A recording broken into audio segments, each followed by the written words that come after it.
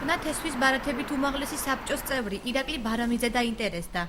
მისი განცხადებით, ვაუჩერების დარიგების გაჭიანურება აჭარის სოფლის მეურნეობის მინისტრის ინტერესებში შედის, რომელიც შეპესე ფერმერთა სახლს მფარველობს.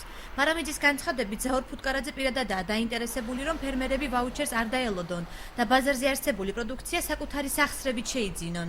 მინისტრი არის დაინტერესებული, რომ ცოტა მოგვიანებით დაიწყოს, იმიტომ რომ მისი პირადი ინტერესი არის, ბიზნეს ინტერესი არის, რომ რაც უფრო გვიან დაიწყება, მით უფრო მისთვის სარგებელი იქნება და რაში გამოიხატება ეს, რომ მას დიდი რაოდენობით მინერალური სასუქები აქვს შემოტანილი და სანამ ამის რეალიზება არ მოხდება, მანამდე არ უნდა რომ დაიწყოს ეს პროცესი. სოფლის მეურნეობის სამინისტროს წარმომადგენლები კონკრეტულად მიუთითებენ იმ ობიექტებს, სადაც ბიზნეს ინტერესი გააჩნია სოფლის მეურნეობის მინისტრს და მიუთითებენ იმ ფერმერებთან, ვისაც ამისი ეს საჭიროება ჭირდებათ, რომ კონკრეტულად აი ამ დაწესებულებებში იქნეს შეძენილი. 5 თებერვალს ბიძინა ივანიშვილმა პრესკონფერენციაზე განაცხადა, რომ 640,000 ფერმერი სახელმწიფოსაგან საგაზაფხულო ხნათესვის ბარათს მიიღებს. აღნიშნული პროექტისთვის კი 188,034,000 ლარი იქნა გამოყოფილი. სოფლისა და სოფლის მეურნეობის განვითარების ფონდი დააფინანსებს ზუსტად საგაზაფხულო და საშემოდგომო სამუშაოებს. ძალიან დიდი სამუშაო ჩაატარა სოფლის მეურნეობის სამინისტრომ.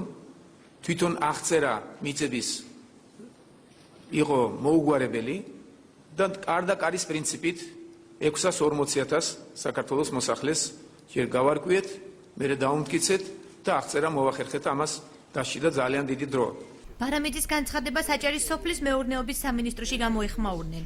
მინისტრის მოადგილე ავთანდილ მესხიძე ბრალდებას აბსურდულს უწოდებს. მისი თქმით, ხნათესვის ბარათების გაცემა დაახლოებით 1 კვირაში დაიწყება. შეპესე ფერმერთა სახლი კი ზაურ ფუტკარაძემ დეკლარაციით სხვა პიროვნებას უკვე გადასცა. არავითარი დაინტერესება არ არსებობს, არ შეიძლება უბრალოდ მარტივი მიზეზის გამო. ამის დაინტერესება, რომ ვაუჩერი ვიღაცა უთქვამთ, რომ ვაუჩერები მოსულია და გაჩერებულია, იმიტომ რომ ჯერ უნდა გაიგეთოს, რაც არის ნამატი პროდუქცია თუ ნარჩენი პროდუქცია ფერმერთა სახლში და ამის შემდეგ მოხდება ახალი პარტიის შემოქმედება. ეს არის ბეცი განცხადება. არ არის ამჟამად პასუხისმგებელი პირი. ამის დამალვა ხო არ შეიძლება, ეს არის დეკლარაციაში ასახული და პასუხის ვაგებ მეც ამაზე, იმიტომ რომ რამდენადაც ვიცი რომ ეს გასხვისებულია და სხვა მფლობელი ყავს. და ეს არ შეიძლება ახლა ვიღაცა ხომ უნდა იყოს მფლობელი და ვიღაცამ ეს საქმე უნდა აკეთოს და ფერმერთა სახლის ახალი მფლობელის ვინაობას სოფლის მეურნეობის სამინისტროში არ ასახელებენ.